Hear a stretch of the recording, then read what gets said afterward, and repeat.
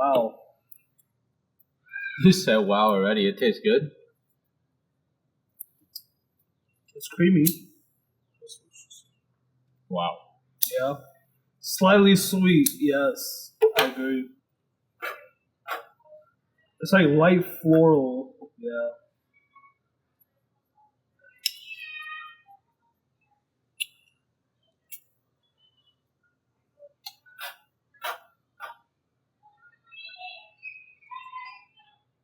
This is a premium cigar? Yes. $14? Yeah, that's pretty high. A premium cigar doesn't mean the price. It just means it's a big brand. Oh, premium that's what cigar. it means? A premium cigar could be $3. No. So premium cigar just means that it's from a big brand. And boutique is A small brand. a small brand.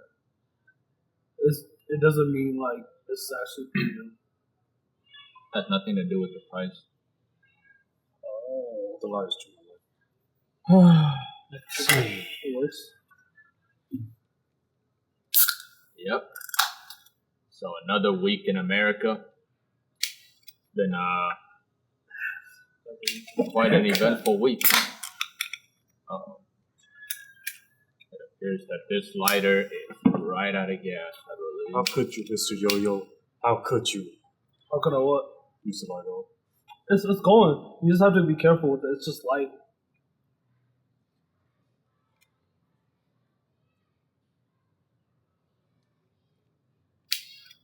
It was an eventful week. Yeah, I mean, a lot happened, right? Like all those ICE protests across America. Iran and Israel going at it. The senator in Minneapolis getting assassinated along with her husband. I mean, a lot of things happened. She got killed this week? Yeah, literally like yesterday, I believe. Wow.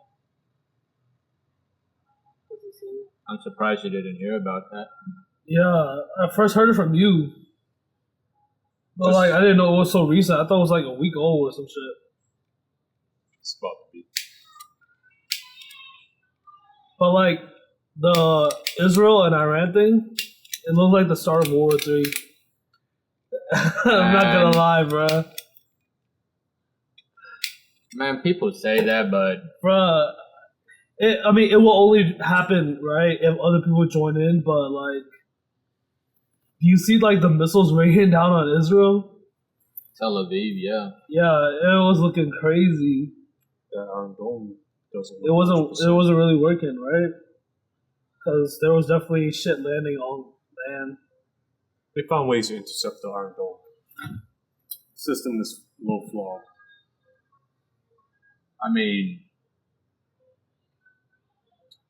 you say World War III might be starting, but like, you remember what they said in 2020 when the U.S. accidentally fucking assassinated. That wasn't an assassination. That was, he got blown to bits. On accident. Yeah. I don't know how you accidentally blow somebody to pieces, but wasn't that a drone strike that killed him? Yeah, I think so. And he was like one of the what is he, like one of the top military, like he's like a general. He is the top military figure in Iran, right?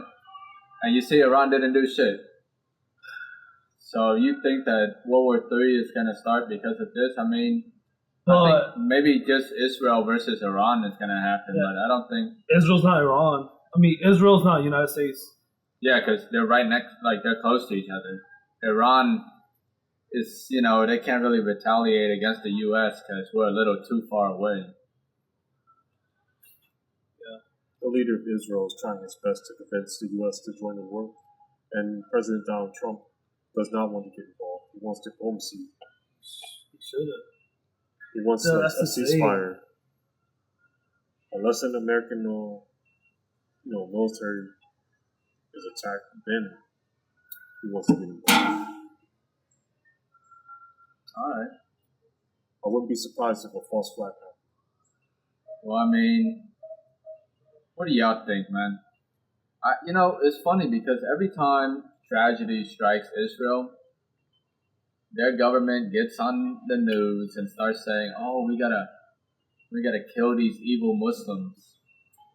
and stuff like that. But it's like maybe the government, right? Hear me out.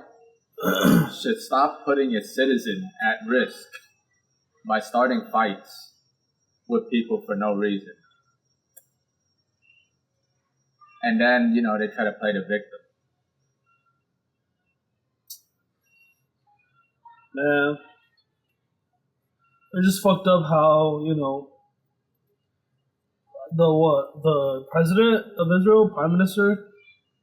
Netanyahu? Yeah, he started the war, right? But then he went to hiding. He went, in a different country. While his, the war that he started, people are dying over. He's not even there. Like, that's so low. I don't know, man. I mean, yeah. Like, with the whole, past conflict between Israel and Palestine, it's just like,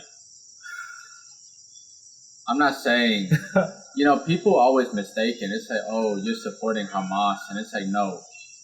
I just don't want people to die. I'm supporting the people of Palestine, okay? The innocent children, the innocent people who have nothing to do with it. If you want to kill Hamas, go ahead, man. That should be between the Hamas and Israeli army. But why is Israel committing, mass genocide on innocent civilians, too? That's the part that, I don't agree with. But, hey, I mean, it's neither here nor there. But, recently, right?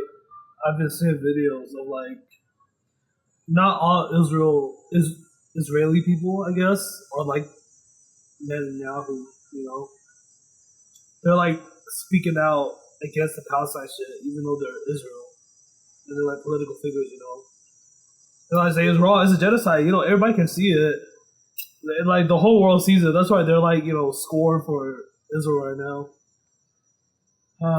But it's they want them dead for some reason. I don't know. It's some sort of hate.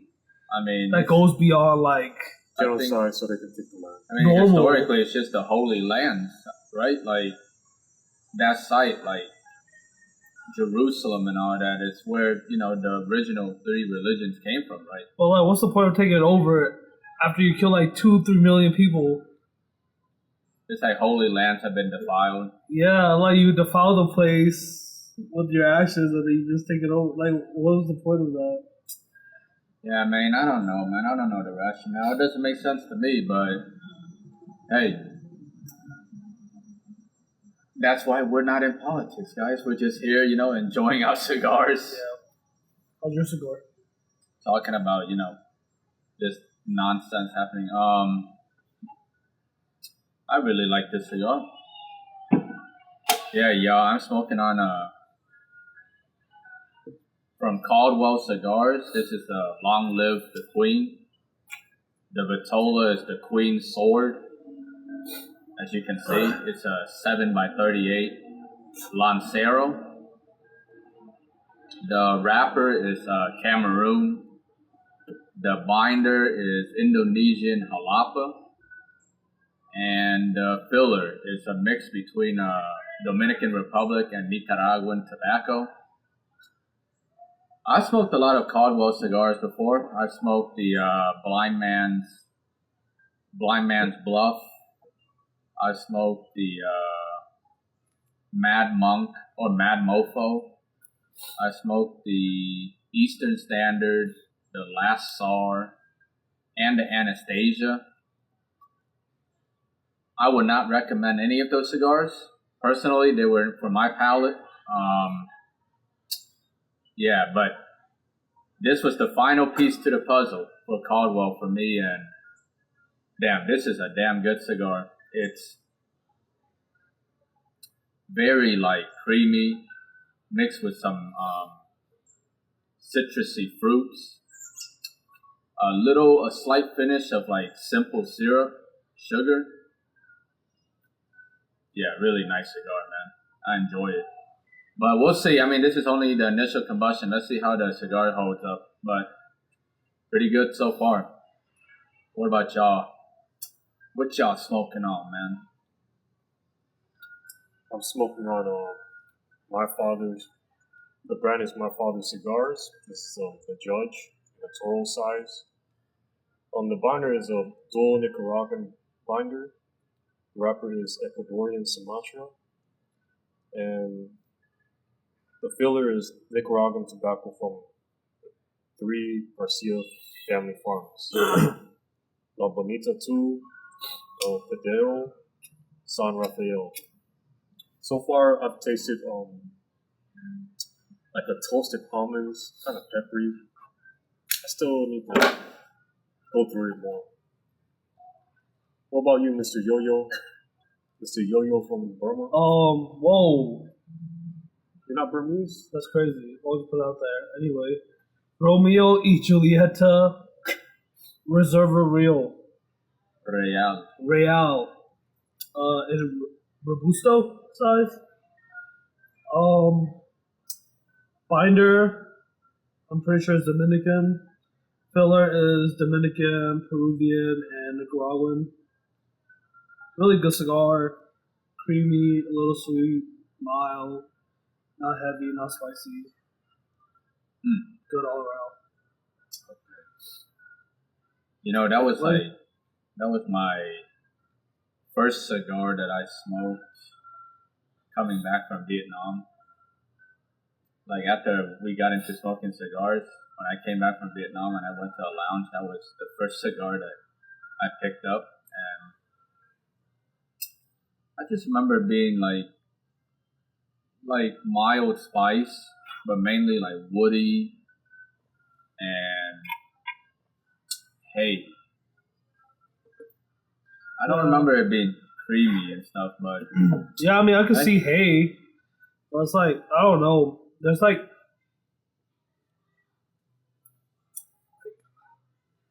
I can't even say it's flavor creamy, like the texture. I don't know, the mouthfeel. It's like a creamy. Oh, it's creamy smoke texture. Yeah, I guess. Like smooth. Like yeah, it's like smooth. Feel like rough. Yeah, basically. I think that's where the creamy is coming from. Okay. How creamy from 1 to 10? 10 out of 10 creamy. Damn, Pillsbury Doughboy creamy. 10 Pillsbury Doughboy creamy. Alright. Nice. Yeah, I mean, what else is happening? The Thunder and Pacers tied it up 2-2. How we feeling, chat? We still got Pacers Nation. Yeah, are we going with the foul merchant? Danny, thumbs up for Pacers, thumbs down for the other team. What you think? Oh, he's a Pacers fan. All right. There's so much for Yeah, he's just Danny's pretty quiet. He's just talking to Danny right there. He doesn't say anything. Yeah. Oh, right, Yeah. Danny. Yeah. The producer, about that. Yeah. He's our Jamie. Oh, okay. So, I mean, what are you seeing in these games, Mr. Yo-Yo? Because you're like a sports extraordinaire. Our favorite sports bettor, too. You like, study sports. Well, it seems like Pacer wins the first game, and then OKC always come back the second one. Right? It happened twice already. I don't know. OKC usually give up the third game, and then they come back the fourth, and then when they go to the fifth, they usually close it out. So I'm like a little leaning towards OKC finishing out game in like 6. But like Halliburton, I want him to clutch up, Hopefully him, Nemhar, Siakam can do something that can turn it around. Because I really believe that they can win. Because fuck OKC. I hope they lose. Very passionate. I like that. So your analysis is based off of like what I'd be saying, it's not, this is not. It's not even about gameplay. Like yeah, it's like some random patterns. Like basically they lose game 3 and then come back for game 4.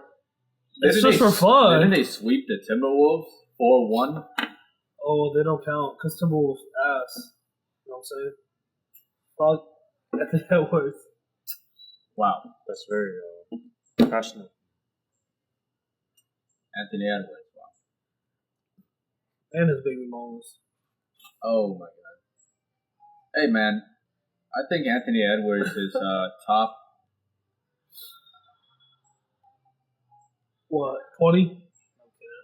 He's pretty good. I think he's the best shooting guard in the league.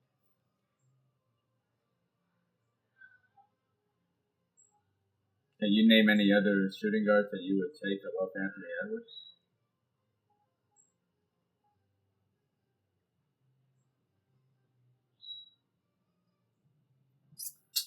Can't think of it. You know why? Because I don't even fucking know the roles, dude. Wow. Like point guard, shooting guard, center. They're all the fucking same to me at this point. Wow, that's crazy. Yeah, center forward. Power forward and Power forward. I don't fucking know. Okay, here are the shooting guards in the league. You tell me. Like, let's go through the list. Atlanta. I don't even know. Which one? Okay, it's Trey. It's the point guard. He's not a shooting Okay, guard, so I don't know. Who? Okay, what about the DeAndre? You're not gonna. He's on the Cavs. DeAndre, he's a small forward. What the fuck? He got Hunter. traded? Yes, he got traded at the trade deadline around the All-Star game. Oh, Donovan's got traded too. Who else is still there? All right. Anyways, Atlanta out of the picture because you're not gonna choose that shooting guard over Anthony Edwards. Let's go to shooting guards that we definitely know. Phoenix Suns. Devin Booker. Nah. Dallas Mavericks. Klay Thompson. Nah. See? Cleveland Cavaliers. Donovan Mitchell. Ooh. Don't be fooled by that record. Yeah, I mean, dude, fuck the record. He's just. You're right. They got gentlemanly swept. I feel like Anthony Edwards is like a little more clutch than Donovan Mitchell. And he's more dynamic as a player too. Yeah. Who else? What other team do I know? Who are the point guards? Who are the top point guards in the league right now? Who's 2, 3, 4? Chicago Bulls. Zach LaVine. Yeah. I think anything that was better. Oh, No, I thought you said you're gonna take Zach LaVine over. No. I was about to say like, okay. Zach LaVine went to Sacramento. What? He got traded back to Sacramento? I thought he was already on Sacramento. Yeah. I thought he was at Bulls and then he got traded to Sacramento. No. I thought he got traded to Sacramento? That's sad. I know he got traded. That's, Or I think he did. maybe, I think he did actually. Maybe. Oh yeah, Zach LaVine and DeMar DeRozan. They went to the Kings. Damn, that's sad. Wow. Let's see. The Knicks. I believe Josh Hart. Yo, Josh Hart triple-double it.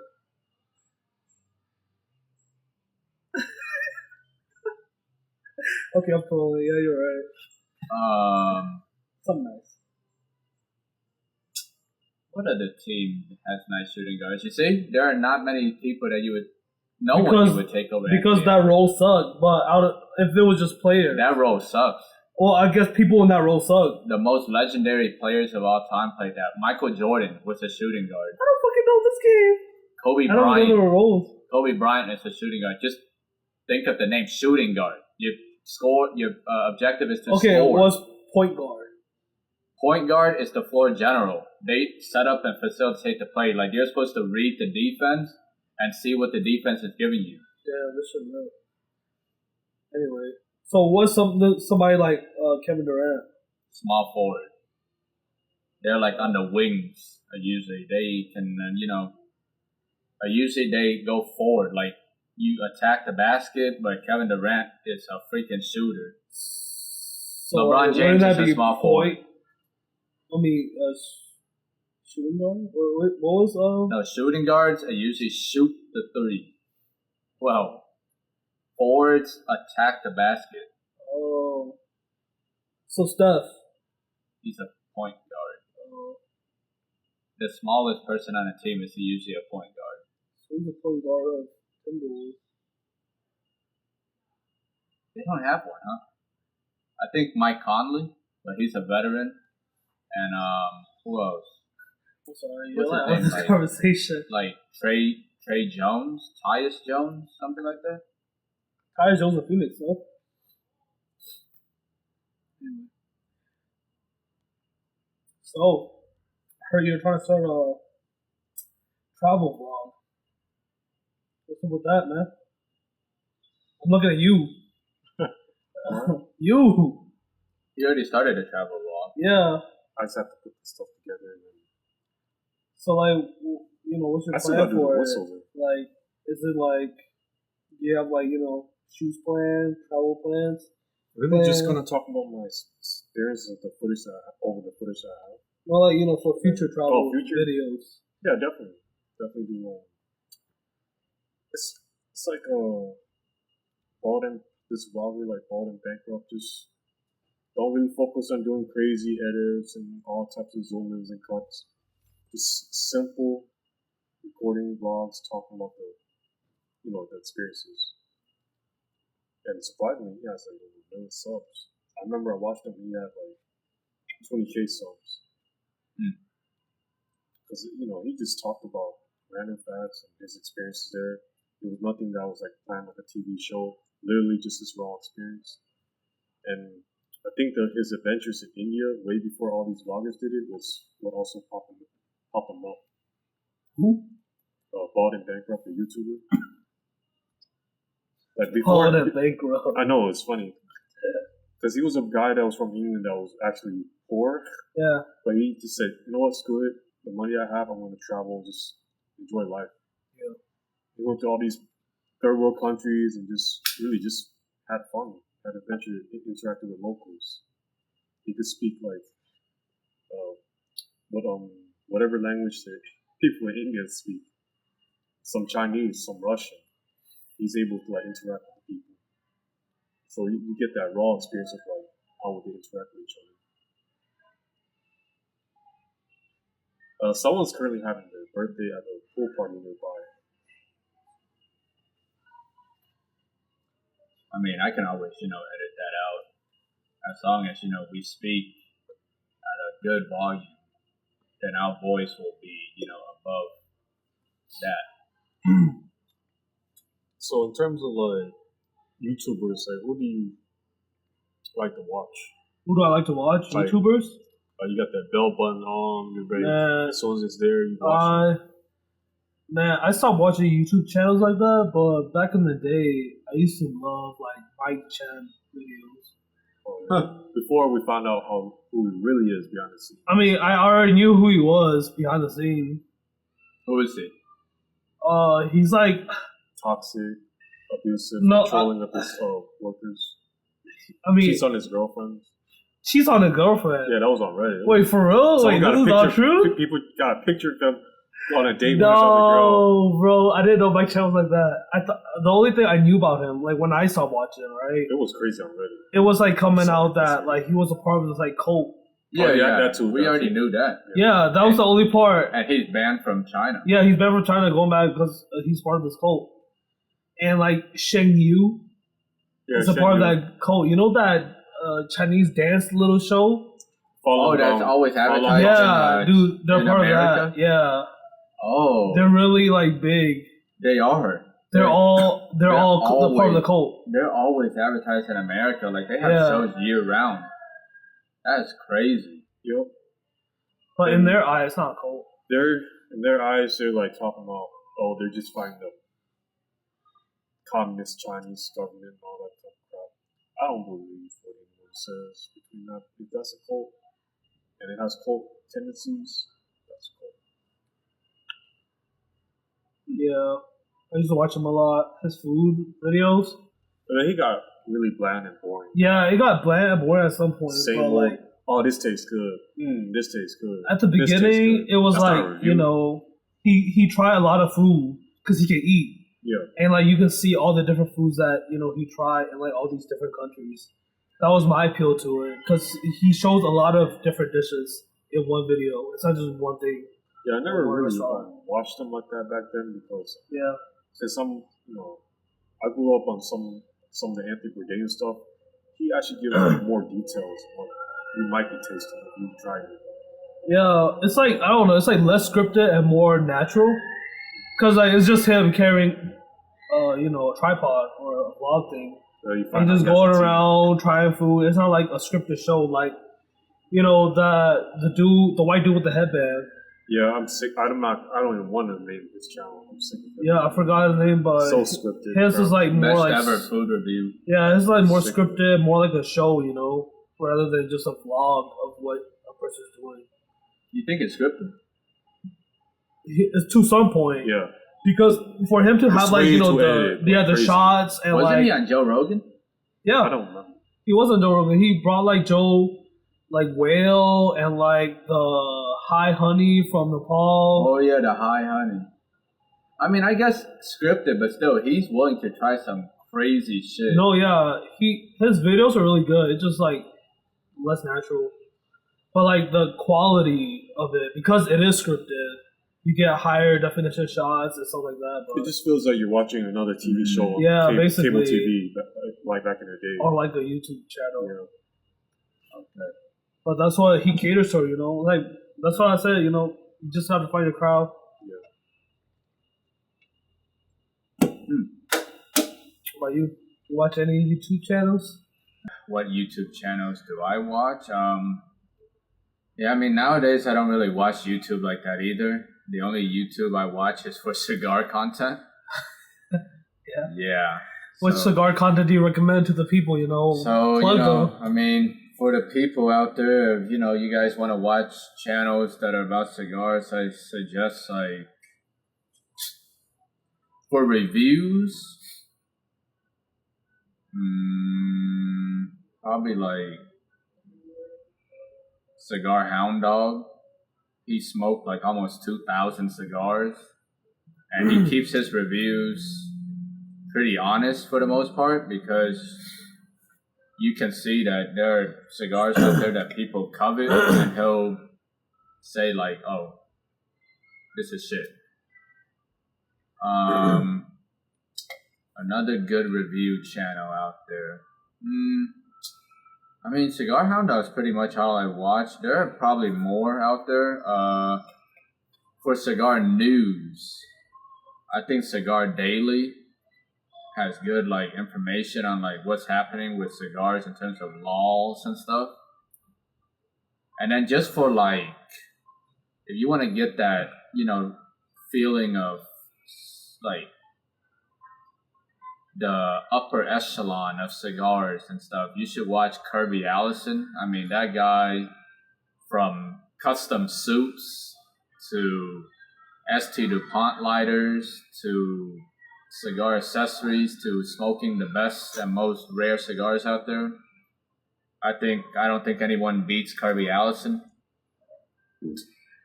And let's see. Production-wise, I think Holt's Cigar has the best production, like very clean setup and good video. But the reason why I don't really like them as a channel overall is because they are a business at the end of the day, and like they advocate for a certain demographic within the cigar, like I know catalog. Exactly what you mean. Like they only review like Arturo Fuentes, My Father's, like all the big premium brands, because they're like a big premium store based out in like Philadelphia. So yeah. I mean, other than that, I don't really watch YouTube like that. I like but I also like the channel called oh man, it's ran by AJ Gentile. The Y Files. Oh. The Wi-Fi. Oh, the one where like he has that fish. Debunks. Oh yeah. The fish that he edits and like it like heckles the heckler fish. Yeah. Those are interesting. I mean, for all you conspiracy theorists out there, you should probably take a look at that channel. I feel like, most of the conspiracy theory he goes over, he like debunks, right? He like I guess that's his niche. It's like debunking like conspiracy theories and stuff, but it's like cool, because we always sit around thinking that there's a possibility that conspiracy theories are true. But here comes the party pooper. But he does it like in a pretty interesting way though. Yeah. His videos are fun. Who else? I like for documentaries. You guys should check out Ken Burns. What is it about? Documentaries. Like he made my favorite Vietnam War documentary. It's like an 18-hour long documentary. You watch an 18-hour long documentary? Yeah, they're like, I think he splits it up into like 12 or 13 parts. Let's see. Covers about a more, holistic view on the Vietnam War. It's not just, the U.S. went there to fight because it was the communism and the spread of communism and this and that, but it's more like, he starts off with like the French, like back after the end of World War II, the French conflict, then goes into like the politics that led up to like the start of the Vietnam War, which was interesting.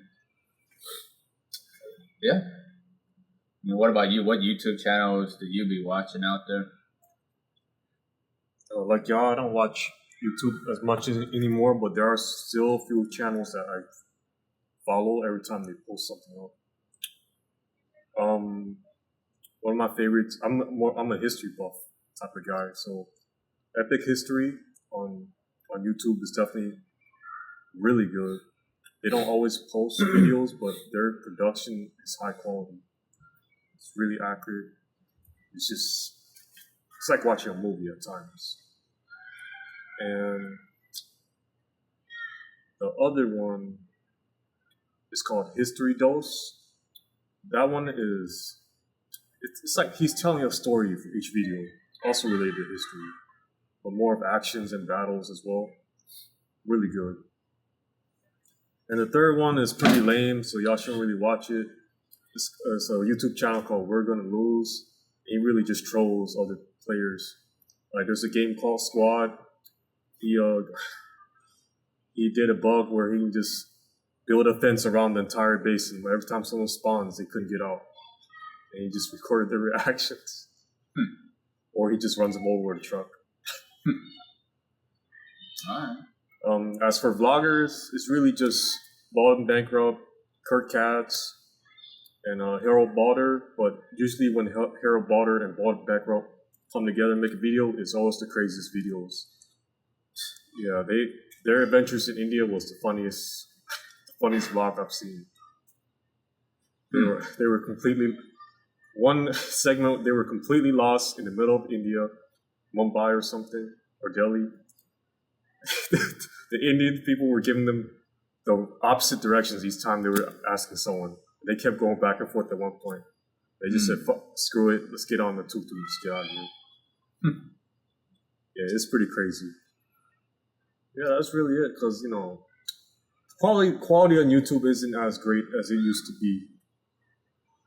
And no, I'm not going to watch Mr. Beast. What's on your mind, Mr. Yo-Yo? You're looking like you're in a deep trance. So, I mean, how did that cigar develop for you? What flavor notes do you get now? And if I'm being honest, 100% honest, it's the same flavor, but I enjoy it still. It's like when I retro hell. Yeah, when I'm doing the retro hell, It's not, too spicy to the point where I don't want to do it again. It's like, I don't know. I guess I just like milder cigars. It's just more pleasant to smoke. Okay. Maybe you'll love Cubans. Because all the Cuban cigars are mild. There's not... I mean, nowadays they do make the Maduro Cubans. Like Artigas, I know they have a Maduro, cigar. I think Cohiba made a Maduro, if I'm not mistaken. But yeah, most of the Cuban portfolio is all medium to mild cigars. I mean, there's still peppery notes in there, but it's not like burning your nose off with like some of the New World cigars. Yeah. But like, I don't know. My only gripe about Cuban cigar, it's like I don't think, to me right now, the price is justified. Oh, I agree. It's not justified at all. Yeah. Why do you say that? Like, what makes you say the price is not justified? This cigar, right? Let's just say for this cigar, I don't think. I paid like $10, $14 for it. 14. Yeah, I don't think a cigar, Cuban, whatever the fuck, whatever the price it was, it's not justified that the difference is that much between this cigar and that cigar, when there's not really that much difference for me right now. I feel like I need to develop my palate. That's why I didn't really get any Cubans when y'all are like, oh, I want 6 for $200 or some shit like that, like a box for $2K. Like that shit don't add up to me because I don't know. Yeah, I guess it tastes good, but well, we don't know if it tastes good. I'm pretty sure it will taste good. We're just trying it out. But to me, how much better can it taste from tobacco? I see what you mean. You're trying to convey that tobacco in general, is easy to grow and is cheap. Yeah, not even. And it shouldn't even be that expensive. Right? Yeah, but I don't know why there's such a difference because I understand gas, different right? blends and all that. Yes. Gas because you feel different from each price point. You can definitely tell the difference from each price point. Let's say $600 versus $100. You could definitely tell the difference. But it might not be that much of a difference, but there is definitely a difference. But I feel like, I just need to develop that before Cubans make sense to me. Well, I mean, okay, you said you don't understand why there's a difference between that, Cubans and New Worlds. It just comes down to, where they're grown. Yes, the different scarcity, types of soil. right? Yeah, I get it. I get the scarcity, right?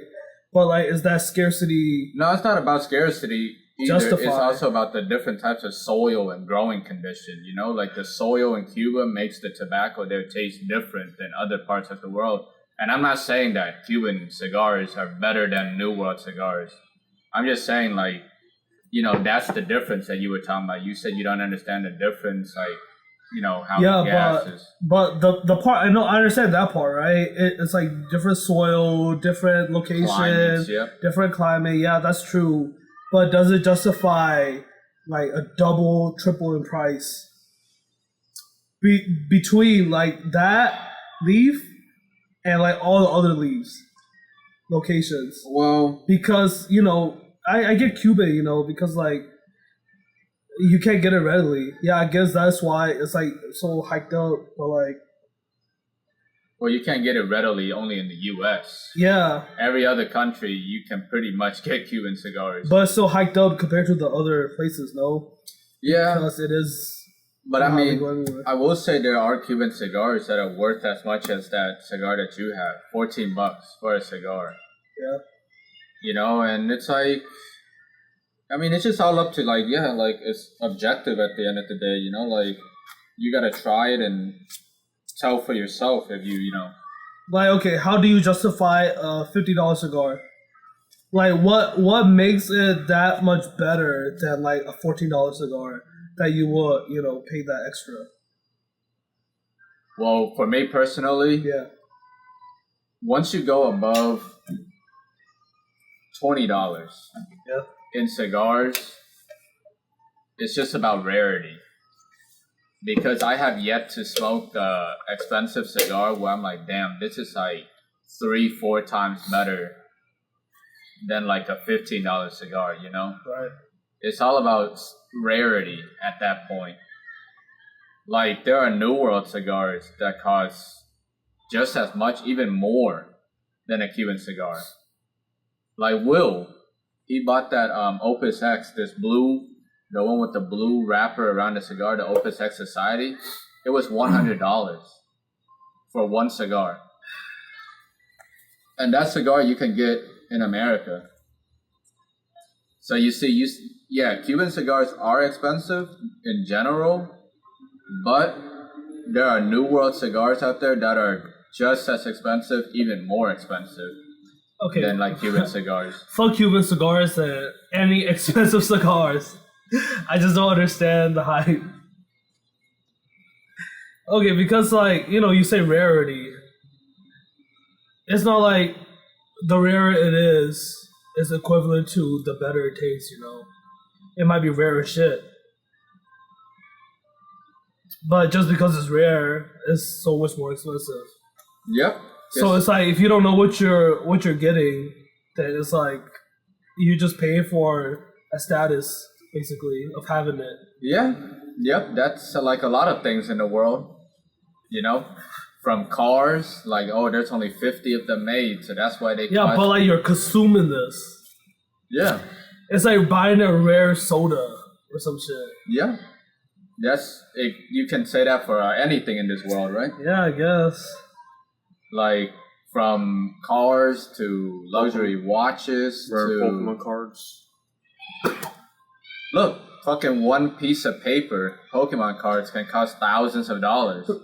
And all you're doing is just letting it sit there in a case. You can't even touch the card because you might damage it. It's not. But what I'm saying, it's not consumable, you know. Mm-hmm. So yeah, I mean, that's just with anything in the world. It all comes down to rarity and people wanting it for demand, their ego. Yeah. Yeah, I don't know. At a certain point in cigar, I think it just gets like, who got the bigger dick, I guess. It's like a contest. I mean, I guess that's what, yeah, like.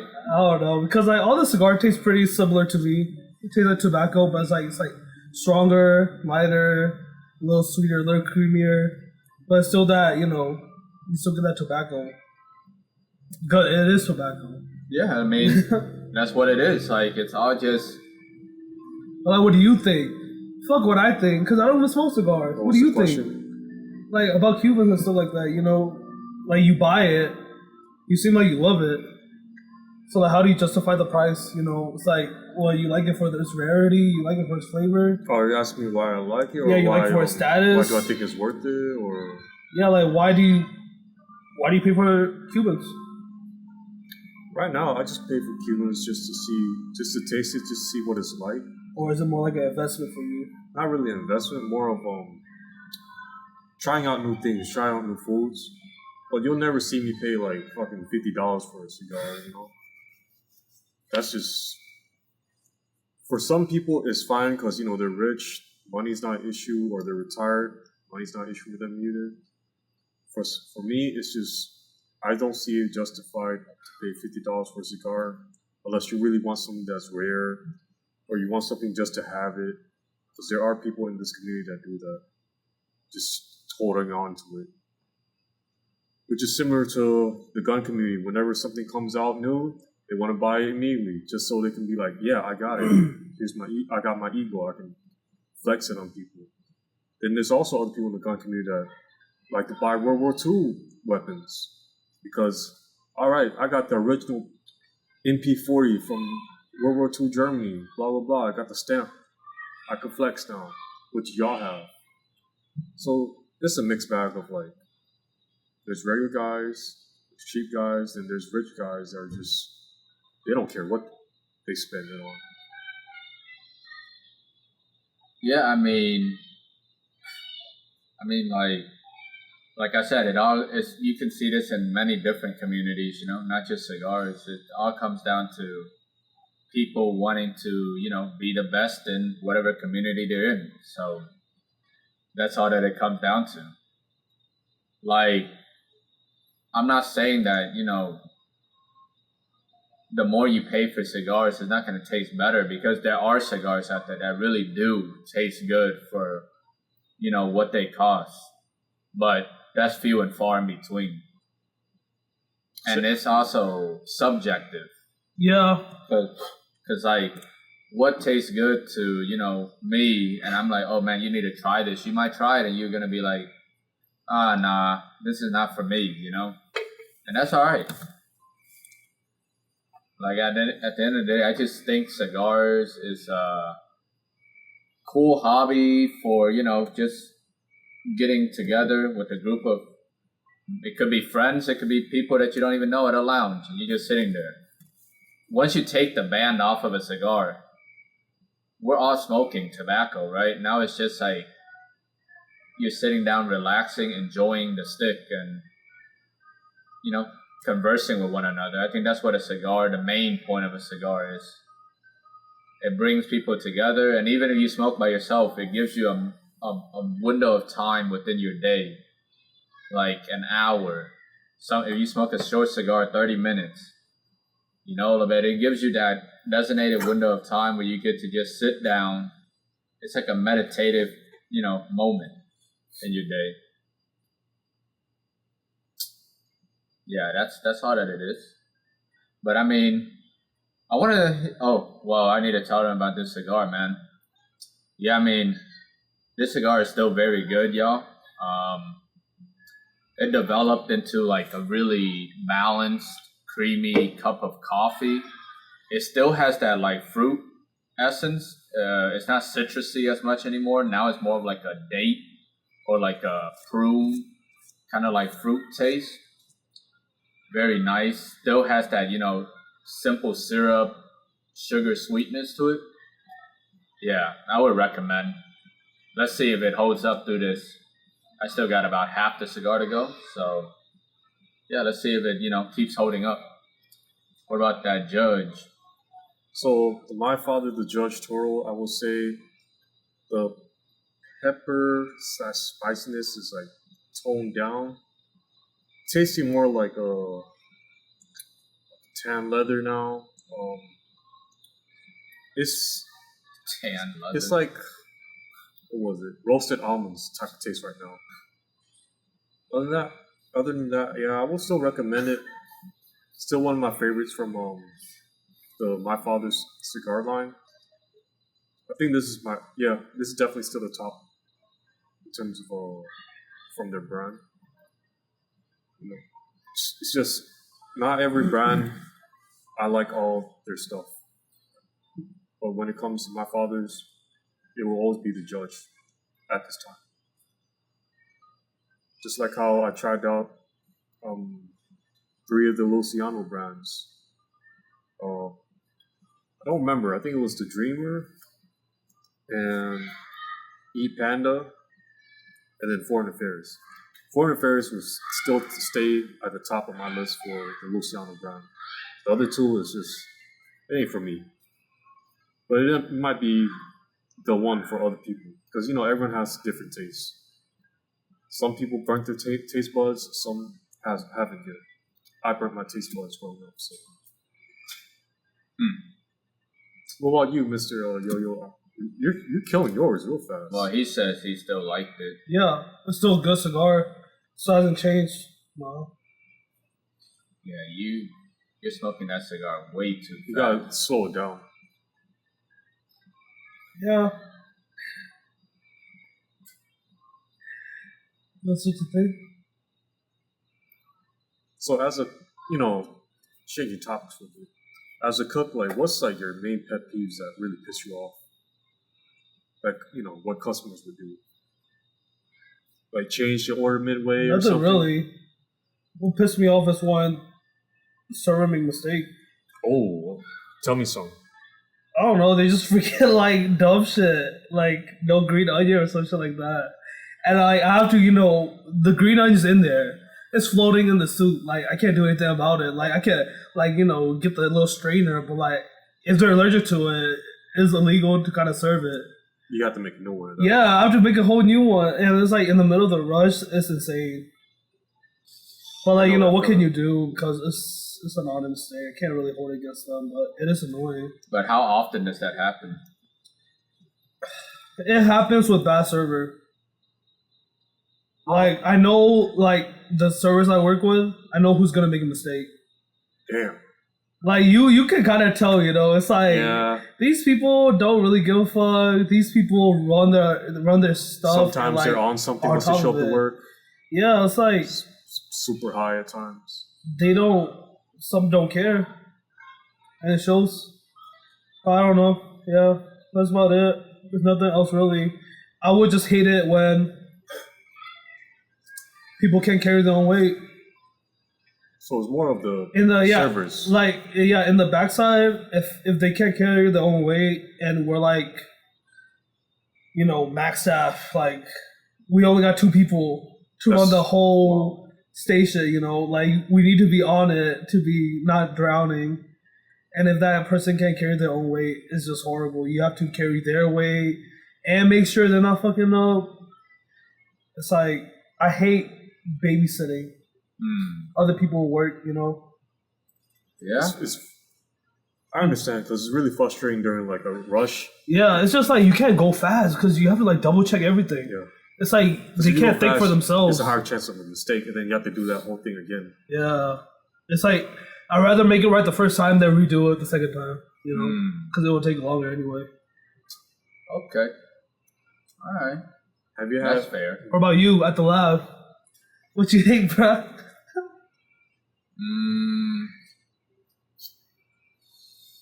I think my pet peeve working in a lab is honestly like people who are not independent. Yeah, right? Yeah. Like that's one of my biggest pet peeves. Just because it's like, okay, you know what you're getting yourself into, this is science. Like science means you will fail, but that's all right. That's why we have trials.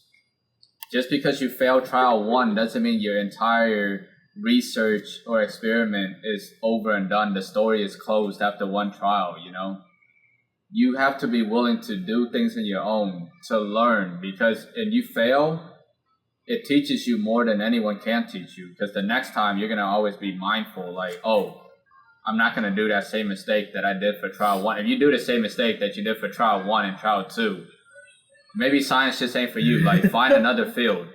But I really, really hate hand-holding and, like, people who are, like, they can't be independent. That's one of my biggest pet peeves.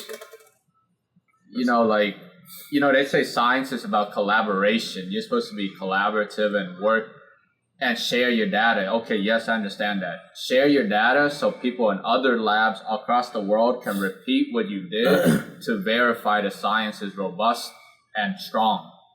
But I'm not in for the collaboration where it's like I'm working on my project and then you're also asking me for help with your project because you're scared to do something. That's definitely my biggest pet peeve.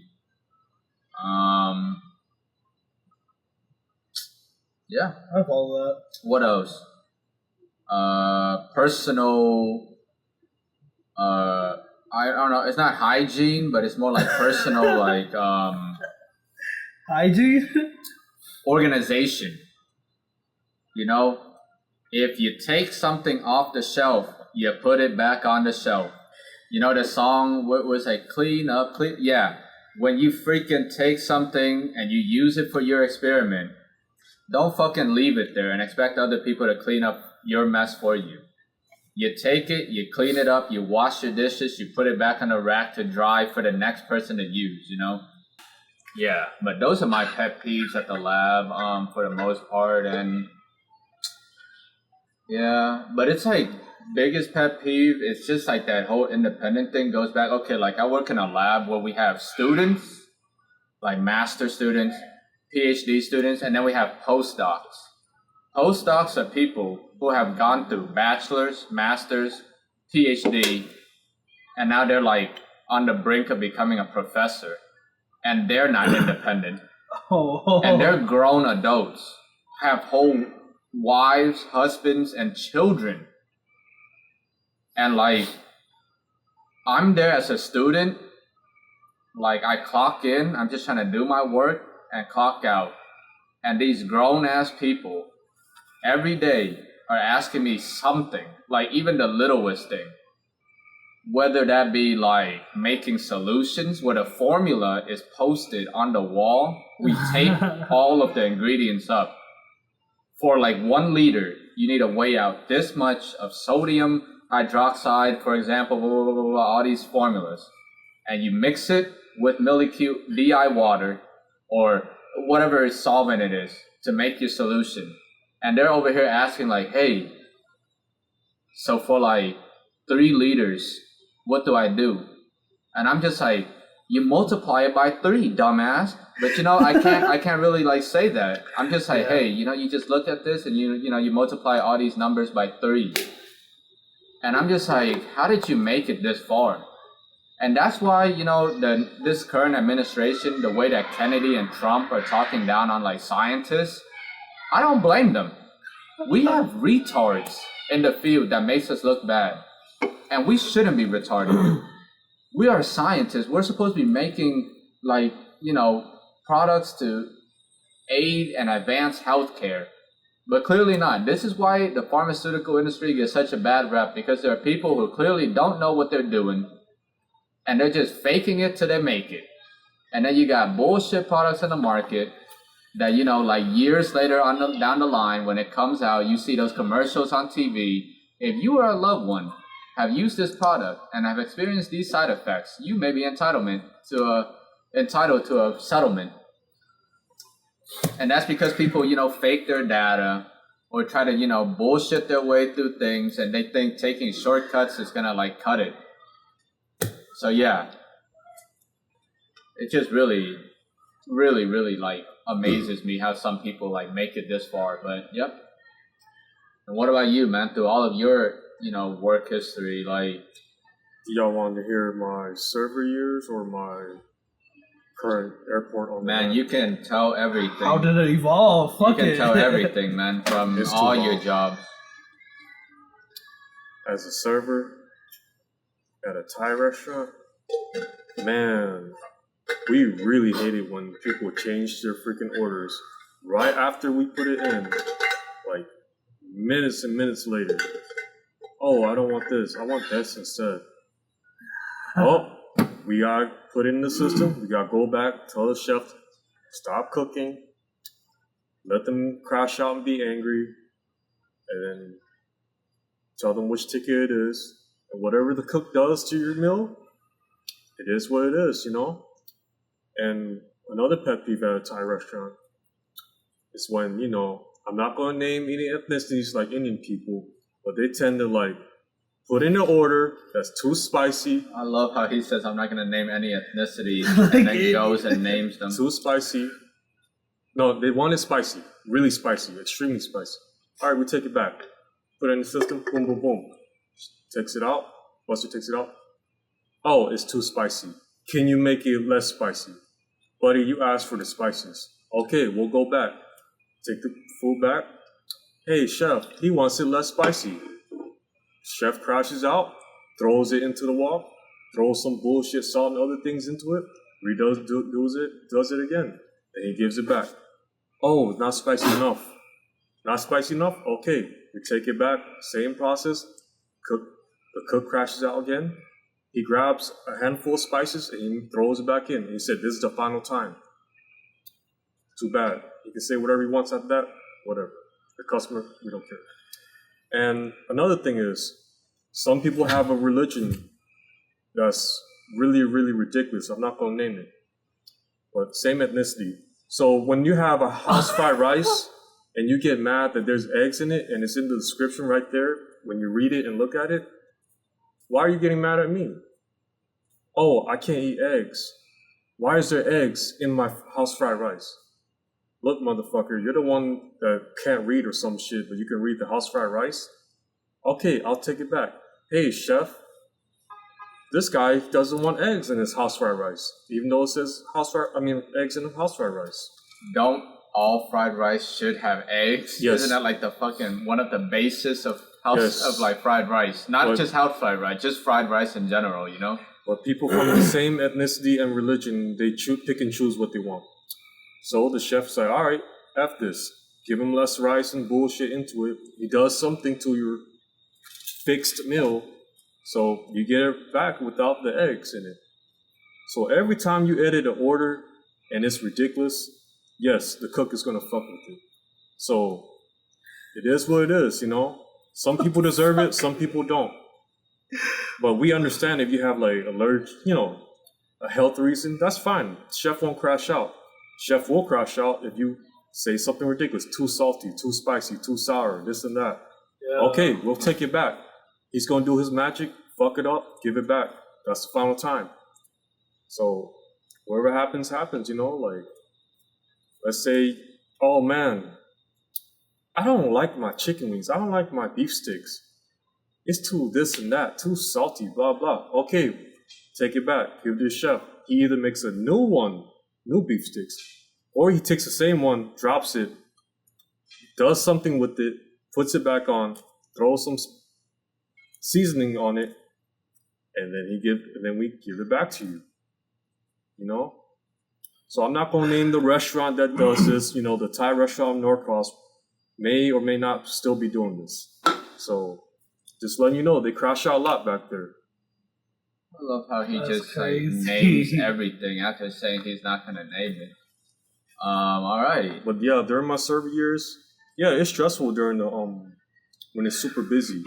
We don't have time to constantly come to you to fix your meals that you ordered. Unless it's like a health reason, that's fine. I mean, there was another situation where a guy was mad because there wasn't enough soup in his soup. Said, okay, we'll take it back. Here, chef. He says there's not enough fucking soup in the soup. He's like, what? I measured it right, blah, blah, blah. Hey, he said it's not enough. Okay, I got him. Let me turn on some tap water, throw some seasoning, boil it up, give it back. And that's your soup. Oh, this tastes better now. Yeah, because he put some bullshit seasoning in it with your tap water. So enjoy it. With your tap water is absolutely crazy, man. That's what they do, man. Just like how they season the beef sticks on top of a trash can. Oops, I shouldn't have said that. Oh my god. I don't know. I feel like the more I hear about like these restaurant stories, it's like the less I want to eat out, you know? It's like you realize how much some people don't give a fuck. I mean, what do they do at your restaurant? We're not going to name the restaurant you work at, don't but name it. Do you have any like... Unless you No, it's like the only thing about like the restaurants, it's like cross-contamination. Oh, that's happens. normal. That the restaurant I was at. Happens where you work. Any place you work, really. If you're like busted, right? Like tickets in front of you, face to face, right in front of you know, it's like oh no, they don't give a fuck. Yeah, like they're gonna be rushing, they're gonna be fast, you know, they don't care about cross contamination at that point. They do not care. Like I seen it firsthand, you know. I've seen a lot of things firsthand. Like they don't like people who don't eat pork, you know, type shit. Or like people who are vegetarian. Oh, so like the pork touches the vegetables? The pork touches the soup base. That's not supposed to be pork. It's funny because at my restaurant I used to work at, they didn't care.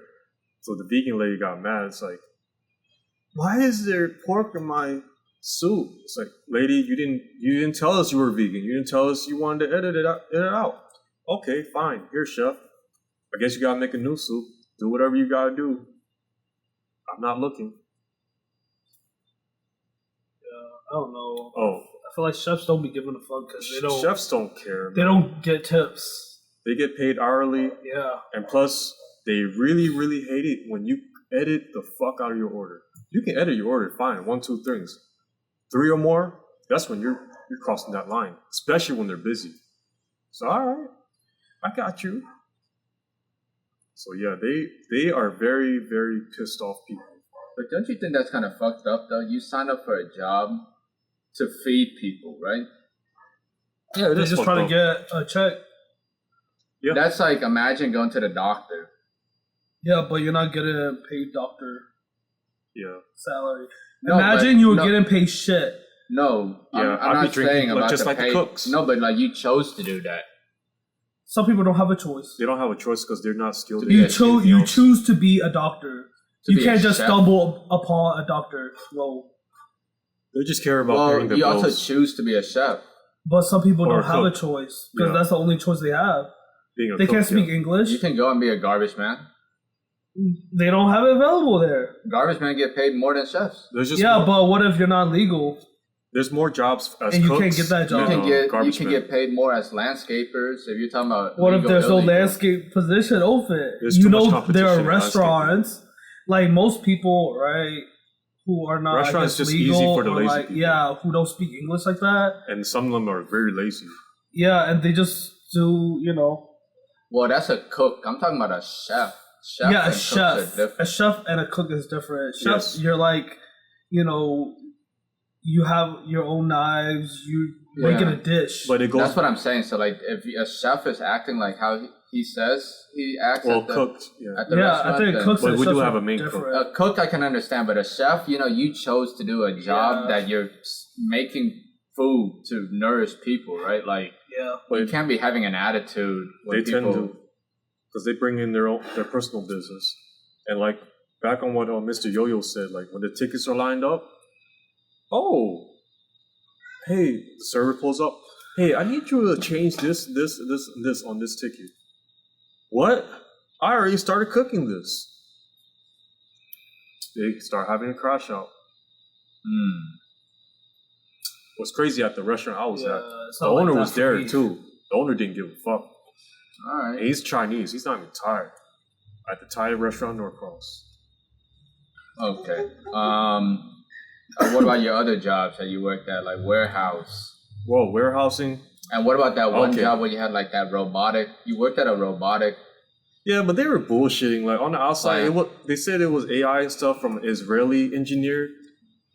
Long story short, they were just bullshitting. It was just a regular warehouse. Like, but I mean, all what the are same your pet bullshit. peeves in all of those jobs? UPS, the warehouse, UPS, this and that. Like, what are some pet peeves there? UPS, they don't give a shit about your package. It's being thrown into the truck trailer like nothing. And when the belt is stuck with a bunch of boxes, they're stepping all over it, making sure it unjams. They don't care. Once it gets near that certain time when they clock out, they're throwing everything in, even if it's the wrong trailer. The point is for them to get that job done and get on out. So if you ever send a package, you better double pack it, whatever, man. That fragile sticker means nothing. They don't care what's on that sticker, what's said on that. Half the time, they just throw it. They don't care. They don't read it. They do have a scanner on their finger to see if it scans in, but that last hour, they don't care. Boom, boom, boom. But in terms of typical warehouses, you get the bottom of the barrel people. And a lot of times they come from staffing agencies, which is more of the bottom of the barrel people. They come in, work a few hours, disappear after lunch. Current workers, half of them are late. The ones that do show up, they're either lazy and there one or two are actually doing the job. So supervisors, during my time, we're just babysitting. Sometimes we got to call them, hey, you showing up, you coming here or there. And warehouses that are unionized, that's a whole different jungle. You can't fire that person once they're in the union. You got to have a meeting. You got to work with the union leader to train that person. And if you don't train that person properly again, you have to meet with the union leader again and again and again.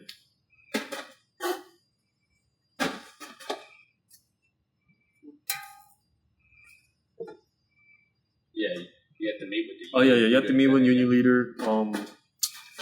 So pretty much, when there's a union at a warehouse, it's nearly impossible to fire anyone. The only way you can fire someone is if they fire themselves by not showing up anymore. They can be late like half the year and still have their job because they'll just show up and be like, "I'm going through struggles in life," even though they're high as fuck, and can't fire them. Union leader's going to be right there to defend them. So. For me personally, I'm not a supporter of unions. Back then, yes, it was actually a good thing to have unions defending workers and giving them rights and insurance and so on. Nowadays, hell no, man. There's too many lazy people. A lot of them deserve to be fired. They don't care about the job. They don't care who they're working for in terms of like the people. So yeah, I would never support a union nowadays. Just like how there's unions in the northern states where the union leaders and officers make millions of dollars. Imagine being a worker. You're told you're going to make like $17 an hour. Well, $3 to $4 of your paycheck per hour goes to the union fees.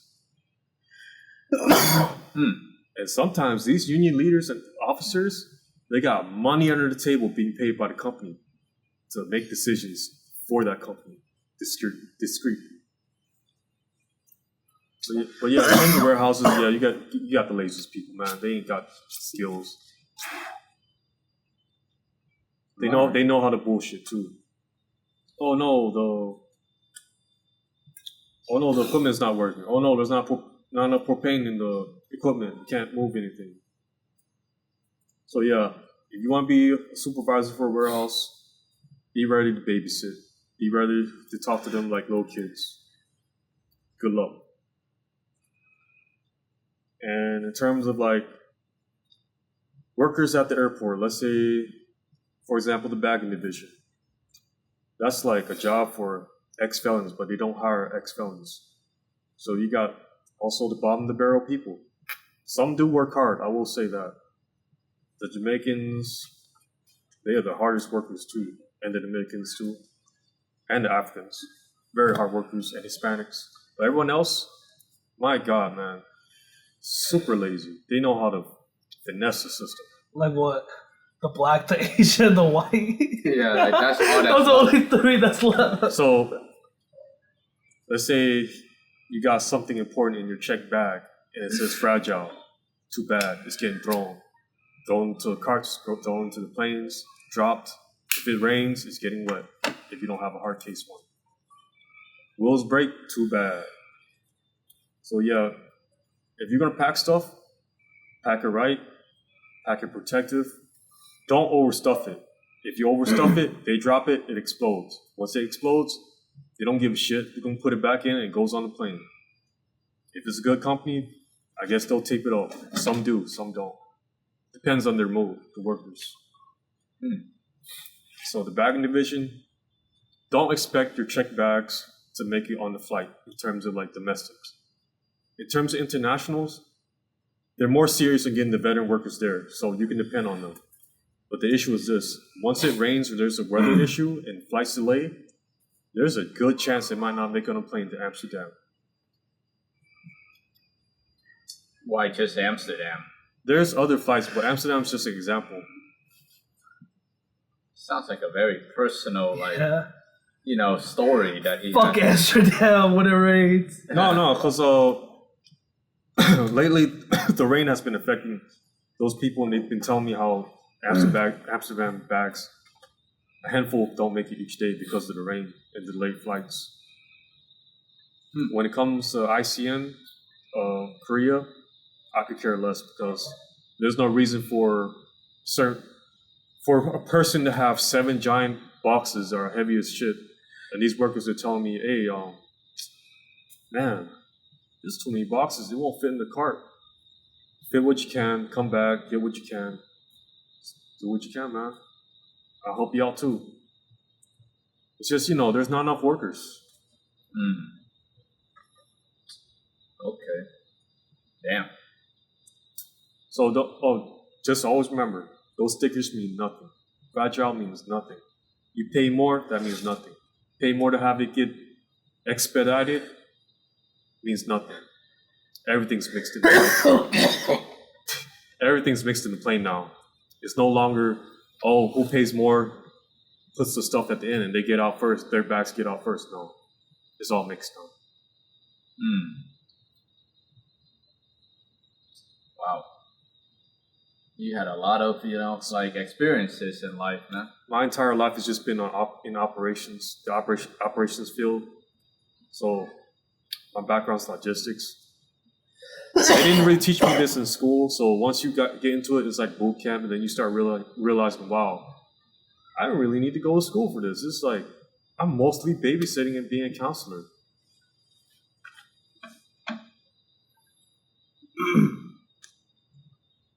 What's wrong with you, Mr. Yo-Yo? You're coughing like crazy.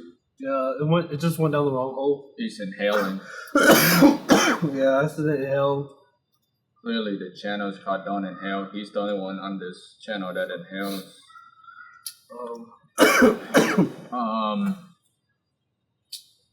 But yeah,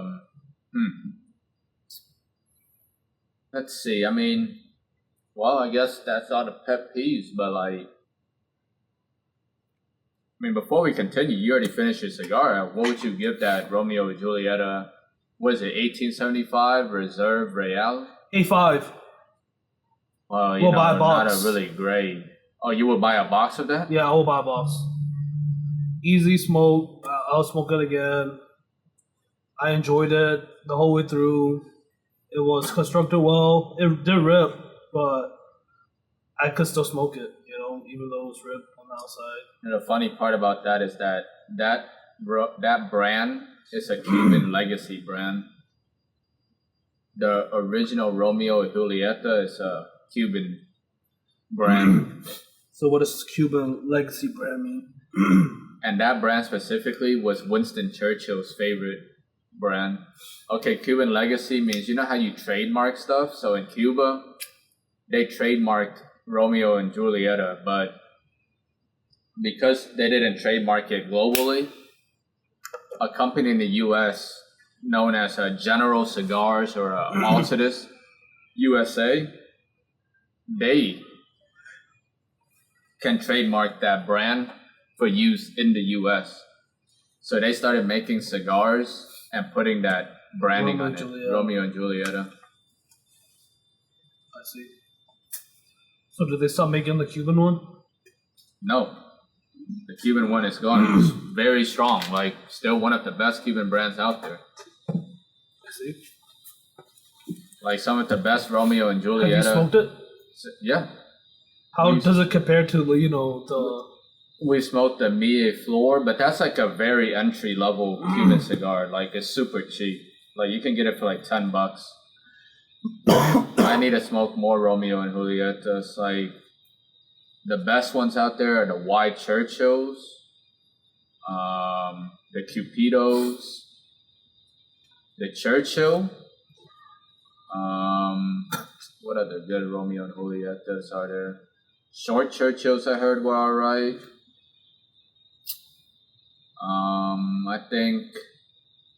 I think their Linea de Oro, the golden line. They have the Hidalgo, the Nobles, and the Dianas. I heard those are pretty cool. You said what's the difference between what? Romeo and Julieta and what else? And what, The American one, I guess. Wow, this one uses Dominican tobacco. The other one is only Cuban. The flavor-wise. Cuban... If you didn't know about any of the binder, any of the fillers, when you just taste it, I don't know. There's this salty citrusness in Cuban cigars. That's signature in all Cuban cigars. People refer to it as the Cuban twang. That's the Cuban twang. It's this salty citrus undertone underneath the tobacco. Dominican tobacco, when I taste it, I would say it tastes like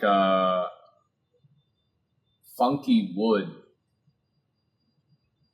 Funky woodiness. And then Nicaraguan tobacco, when you smoke it, you can say that it tastes like barnyard manure.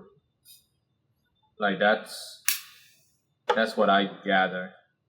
But that's really like rudimentary. Like that's the most basic way that I can put it. But there are different types of Nicaraguan tobacco. So like underneath the barnyard and manure, like depending on where it's grown in Nicaragua, the tobacco could taste spicier, maybe a little sweeter, stuff like that. I'm still a long way to go from, identifying cigars blindly like that. But from smoking all these cigars, that's what I've gathered. How'd you feel about your cigar? I think this is the best Caldwell cigar, for sure. All the other Caldwell cigars don't even like hold a candle to this one. Like all the other Caldwell cigars, I can just forget about them. This cigar is really good, but maybe it's the Vitola too, though, because they have like other Vitolas of this blend. This one is just really good. So, but I haven't finished smoking it yet to give like a final clear verdict on the cigar. But yeah, from like the first 2/3, really good. Like coffee, balanced coffee, fruitiness, little bit of sugar. There's like hints that comes in and out of like walnuts. It's like the more woody legumes, like walnuts, acorn, and yeah, no spice out the retrohale, no spice either. So yeah, I really like it. You're about to be done too. How's the first 2/3 of that cigar? There's still peppery-ish type of spiciness. Very, very dark coffee taste. Still tasting some leather. I mean, overall, it feels when I first smoked it, it was very strong. But now that I've gotten adjusted to it, it's a really good casual cigar, in my opinion. You can just sit down, relax, and smoke a typical. Well, it's not a typical cigar, but it feels like a typical cigar because you can actually just relax with it. You don't go through a roller coaster of taste and crazy fireworks on your tongue. It's a great old man type of cigar. I'm very old. Old man type of cigar? I'm old, I can say that. But old man can smoke exciting cigars too. I'm the boring old man.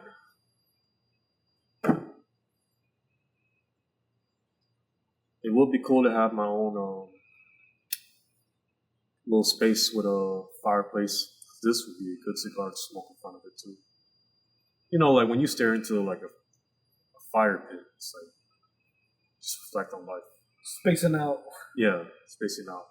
Well, yeah, you said you wish you had like a room with a fireplace. Well, in the future, man, you still got some time to go to, make that happen for yourself. No, I mean like it's not like you're about to be on your deathbed or something. Because one day I would like to own a house, but then in the back I would like to have like a small little shed or cabin-ish type of thing, where you just come in and smoke. If friends want to come and join, yeah, small little fireplace, reflect on life. Yeah, just a chill spot. So at least when it rains, we don't get affected.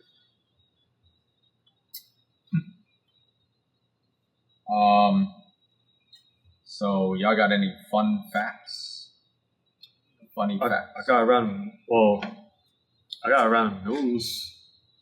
So back on the airport news for a bit. Just one quick thing: the Indian flight that crashed and only one person survived. Oh yeah! I can't believe 11A was the seat that survived it. That man got up and just had scratches on his face. Holy crap, man! In the future, the 11A seat is going to have the highest bids for that seat. People are going to fight for that. Man, you know what's funny? I heard like there was another flight that crashed where like the only seat that survived was 11A2. Yeah, it 11A was is a the number. Korean flight or something like that. Why don't you look it up on your phone? It happened years before. Verify this. You should verify it. You know, for the let's see. But I if it's will true. say, the Indian flight that crashed, I believe, was a Boeing Dreamliner. I don't remember the actual number of it, but once I saw like the photos and the videos, it's crazy to see that he survived it, and a part of the plane was still stuck on the concrete building. But he landed on the ground, but was still able to walk with just scratches on his face. Yeah, that man should play the lottery, just in case. I think he used up all his luck in the crash. Surviving a plane crash, being the sole survivor, you gotta be pretty damn lucky. So I know when I was younger, there was a snippet of the news where a small plane crashed in Thailand and everybody basically died except one person. And the man said he saw everyone engulfed in flames. Jeez. Yeah, it was pretty crazy. And he himself had just scratches. Talk about, guardian angels working overtime. Man, well, I saw a pretty funny, interesting fact. Back in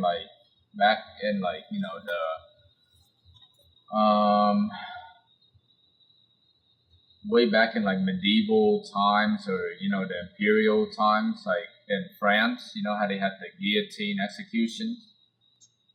People fought to be the first one to get executed. Like they wanted to be the first person to be executed, and I'm like, sheesh. How many executions did they have in a day for the blade to like dull? Because you want to be the first one because the blade is fresh and sharp. Imagine you're like towards the end of the line getting executed that day. The blade drops on your neck and you're still alive. Has to get dropped like multiple times. Yeah, it was a Thai dude in 1998 when the Airbus went down. He was a C-11A. I think they survived because it was close to the exit. Yeah, I saw the layout. It was like right next to the Yeah, exit. because this dude was next to the exit too, and he got flung out the thing before he crashed. I guess he got flung out somehow. And his seat's like literally the closest one to the exit. Yeah, I mean, A is usually closest to the window. It's A, B, C, D, E, F. It's like there's exit on both sides though, but only one side survives. I guess both of the planes went down on that side.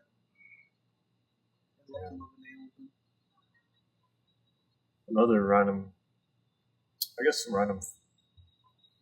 fact, I would say. Remember in school they told us about how the Mayans used to sacrifice people in the plays and stuff, and apparently it wasn't actual actors getting sacrificed. It was captives and volunteers. So whoever volunteered to get sacrificed on stage for a play / ritual, that's some real good method acting. Maybe we should bring that back, with the terrible actors. I mean, I think they volunteered because, in their belief system, it was an honor. Like being sacrificed for the gods. But it wasn't just the Mayans, though. Like, there were others too. The Aztecs, the Incans, they all do, like, sacrifices. Alright, hold my pipe. Give me right here.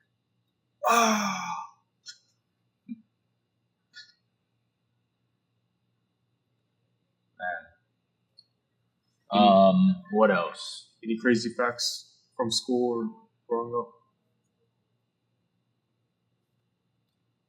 Any crazy stories in school?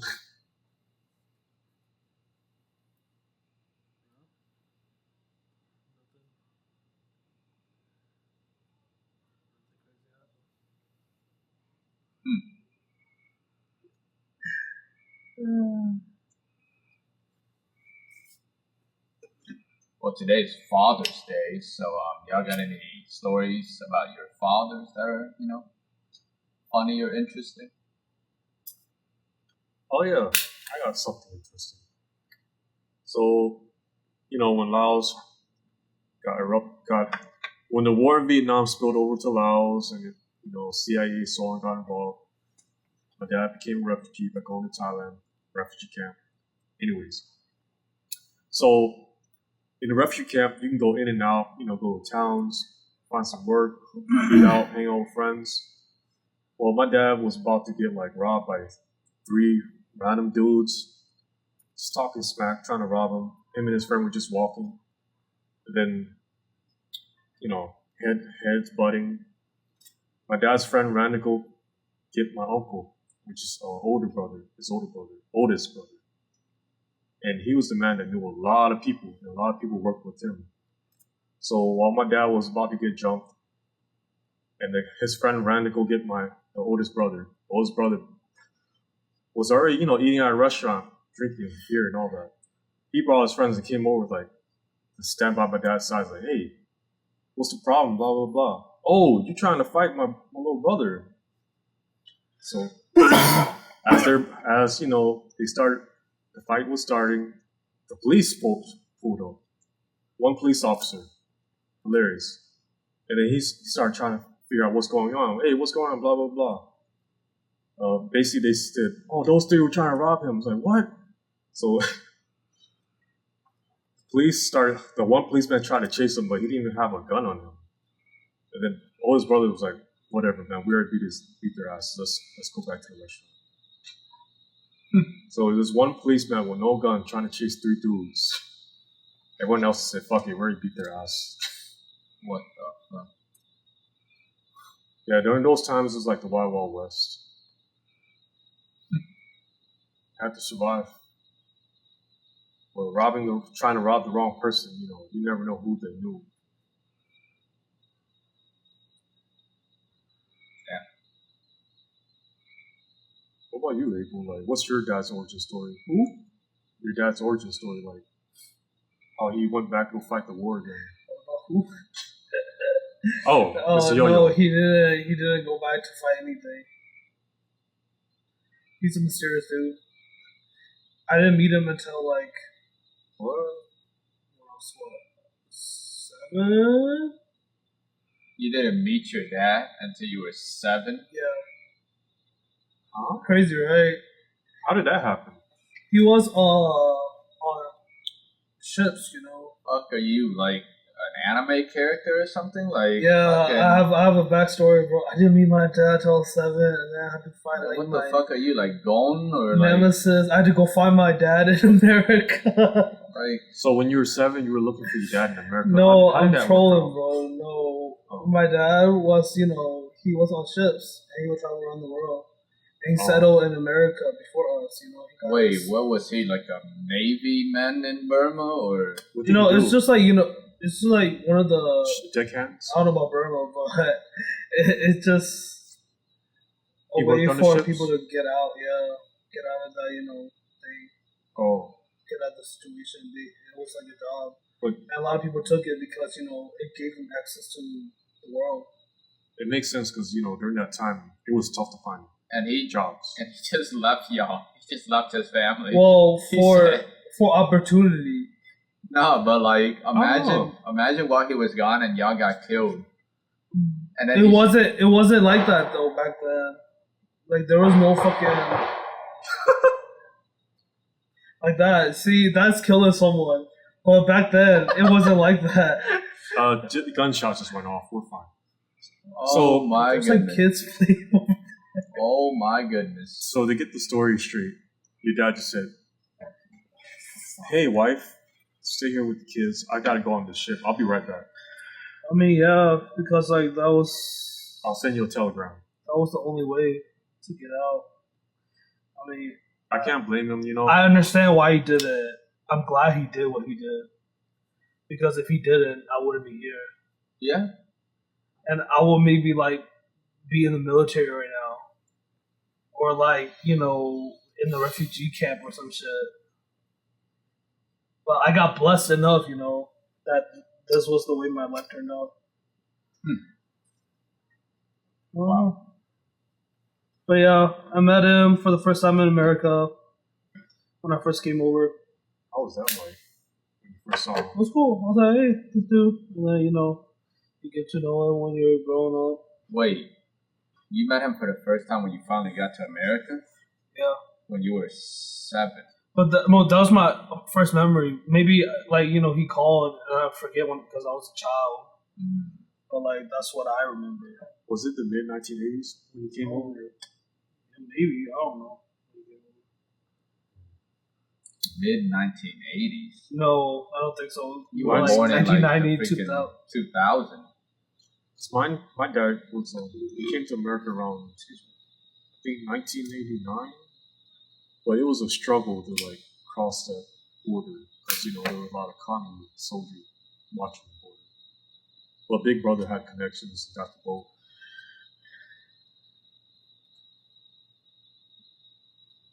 I see. Yeah, my dad had a interesting life. Especially when he got arrested by the communists for something he didn't do. Got accused of being a smuggler when he was just drinking beer with his friend. Well, at least y'all have a lot of, you know, stories about your dad. I don't have many stories. Because, I mean, I only grew up with my dad until I was like 6. And then we left Vietnam for America, and that was it. But I remember as a kid, there was a lot of good times, man. Like, I remember when I was a kid, like a little baby, you know, like 1 year old or something, like, you know, like you're trying to potty train your kid, right? But me, for whatever reason, I would go into the restroom, but like, I wouldn't use the freaking toilet. I would just Shit in the living room? defecate onto the floor of the restroom. At least it was the restroom, right? And like my dad would like pick up the poop. And my mom was like, "Oh man, you're so nasty. You're just picking up his poop like that." And I would respond to my mom like, "Man, how's it nasty? It's like, I'm your son."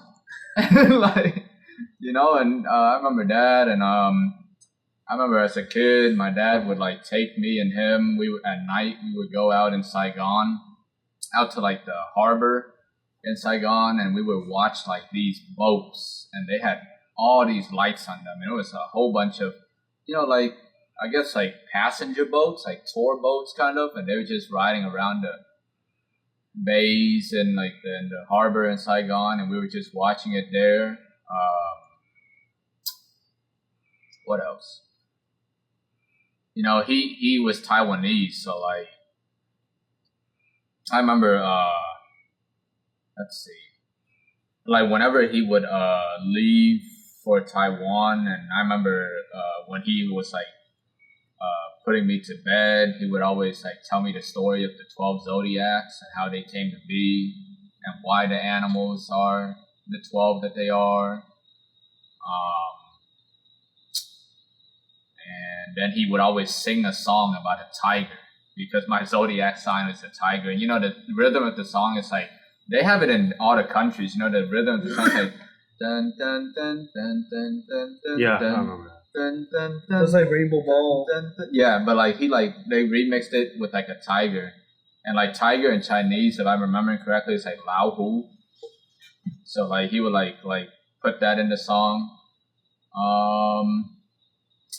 What else did we do together? I remember in Ho Chi Minh City, we used to live in a house that was like, now we sold it like when we went to America, but like now it's like, if you go to that house, it's like a big, like, cafe there. If we had kept that house to this day, my God, the value of the house currently is like 2.5 million US dollars. And yeah, I mean, yeah, unfortunately, man. But that's a long story, man. It's a lot of complications. We didn't even have to sell it. We just sold it because of other people within the family that, it's like a long story. But yeah, I remember I used to like, as a kid, I don't know how I knew, but like I knew shortcuts through the neighborhood.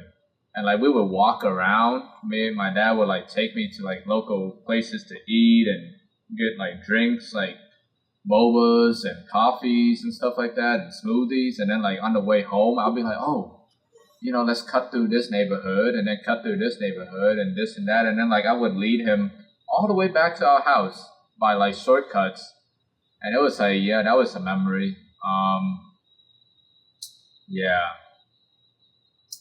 Yeah, man. Shout out to, all the dads out there, like Father's Day is not as decorated as Mother's Day. And, rightfully so, I guess, because your mother's the person that carried you for 9 months, and she's the nurturing one of the bunch. But, without your father there to teach you, those values of like, like for boys, it's like values to be like a man, or, just things like that. It has to be a combination of both the mothers and the fathers. So just overall, man, shout out to all the good parents out there that do everything they can for their children.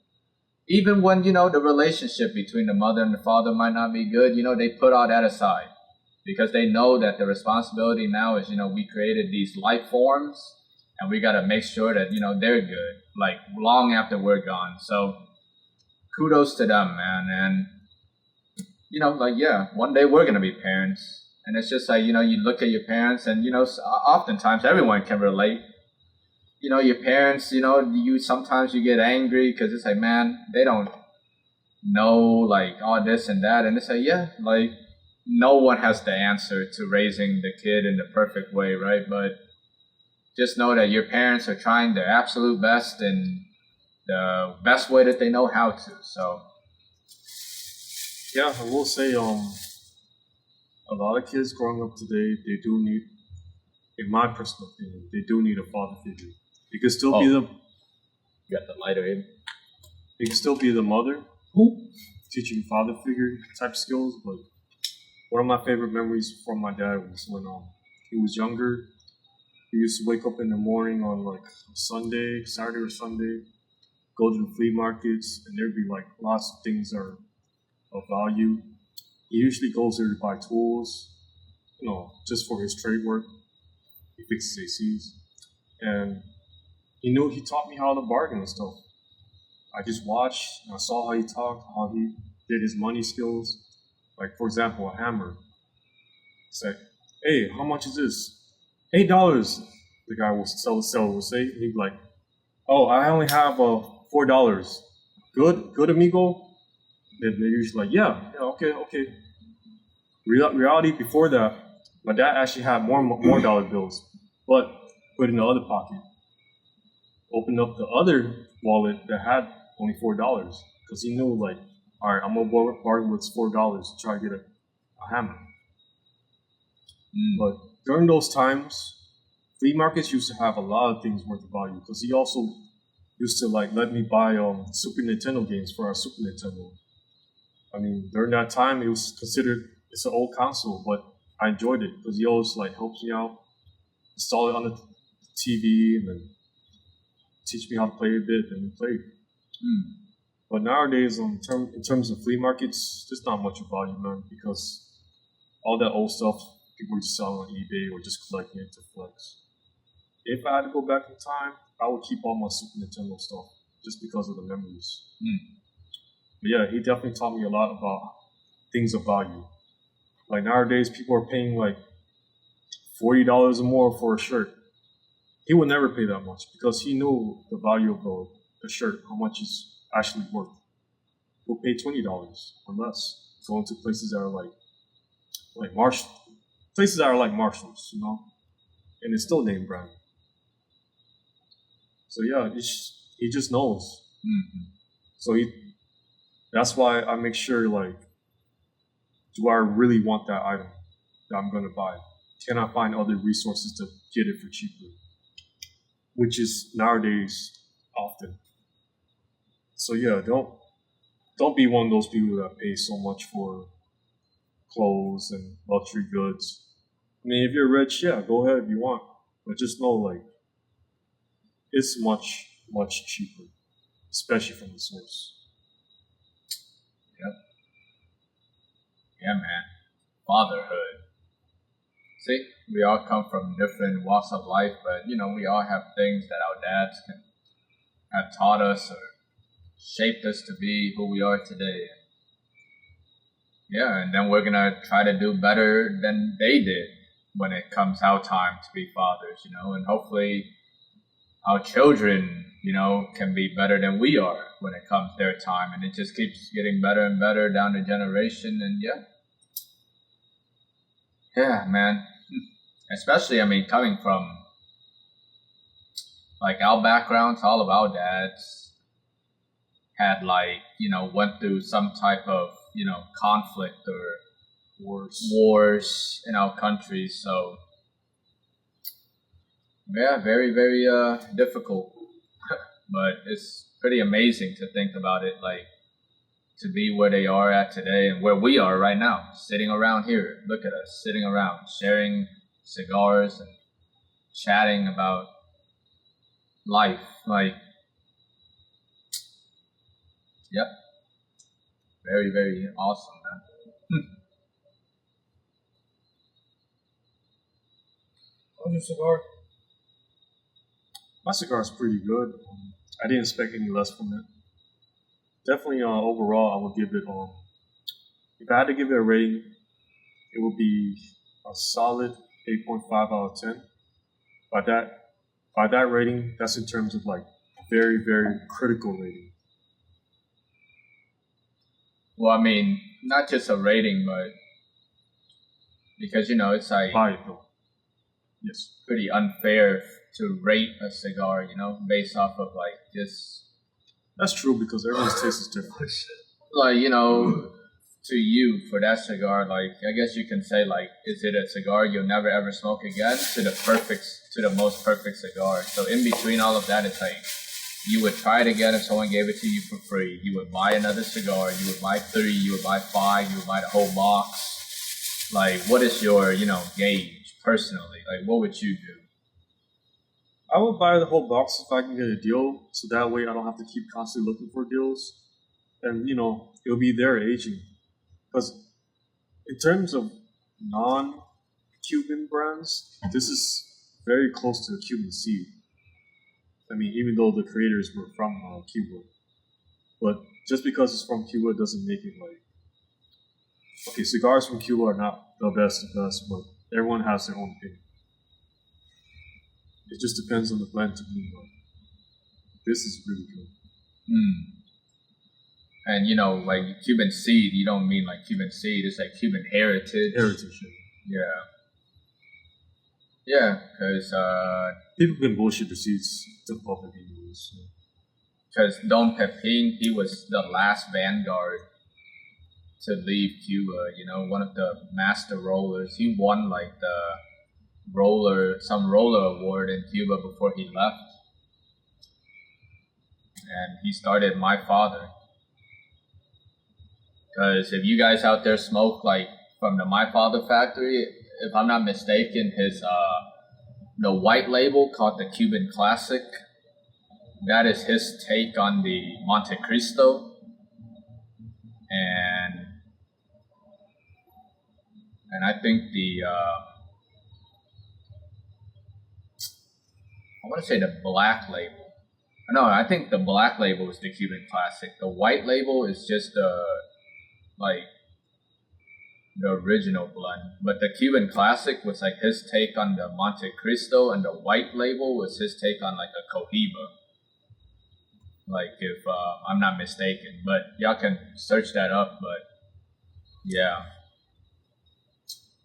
yeah, lots of cigars out there to try. But yeah, like this Caldwell, Long Live the Queen, in a Lancero, or they call it the Queen Sword. Excellent cigar. I would buy a box of these. The only Caldwell that I've liked, and I've smoked all the Caldwells pretty much at this point. I don't think there's any left out there that I haven't tried yet.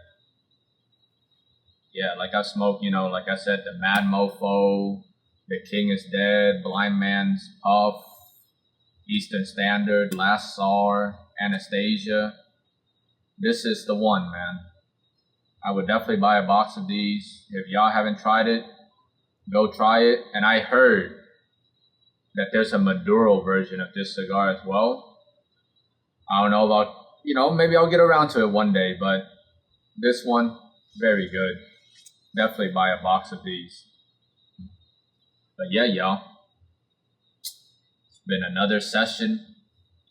Lots of things we talked about, and hopefully, we share more cigars together. But thanks for tuning in once again, y'all, to Don't Inhale, and enjoy all your cigars out there. But don't inhale.